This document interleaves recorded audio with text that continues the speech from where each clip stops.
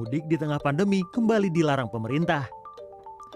Di Jawa Timur, pemerintah setempat bahkan melarang warganya mudik lokal pada 6 hingga 17 Mei. Yang diperbolehkan adalah perjalanan dengan alasan penting, seperti perjalanan dinas, perjalanan menyangkut pergerakan ekonomi, kondisi darurat kesehatan, dan urusan logistik. Para pelaku perjalanan pun harus menyertakan surat tugas. Mudik lokal dikhawatirkan akan didefinisikan sebagai atau diasumsikan sebagai dibolehkannya kegiatan yang justru berpotensi melanggar protokol kesehatan. Inilah yang kita hindari.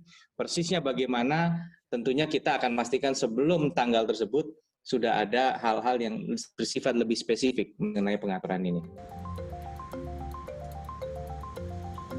Untuk mengantisipasi warga yang akan mudik, petugas gabungan akan menggelar operasi ketupat di puluhan titik perbatasan di tiap kabupaten kota Jawa Timur. Kendaraan yang bertujuan mudik akan diminta untuk putar balik.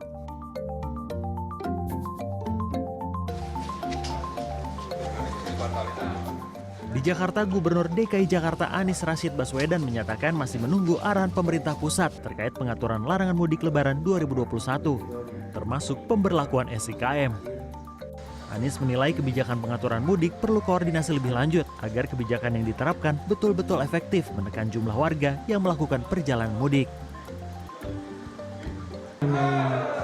Pengaturan mudik itu akan terintegrasi karena tidak bisa diatur hanya per wilayah saja, harus terintegrasi secara nasional. Karena itu kita terus berkoordinasi dengan pemerintah pusat.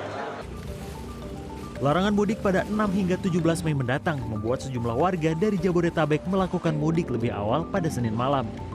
Alasannya untuk menghindari penyekatan. Katanya kan tanggal 6 Mei depan nggak boleh mudik, jadi kita mudiknya lebih awal. Emang sekarang ini dari mana mau kemana ini? Dari Bogor ke Indramayu. Ya kalau untuk sekarang mah ya aman-aman aja. Aman aja ya.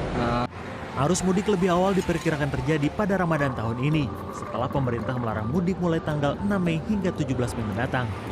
Tim Liputan CNN Indonesia.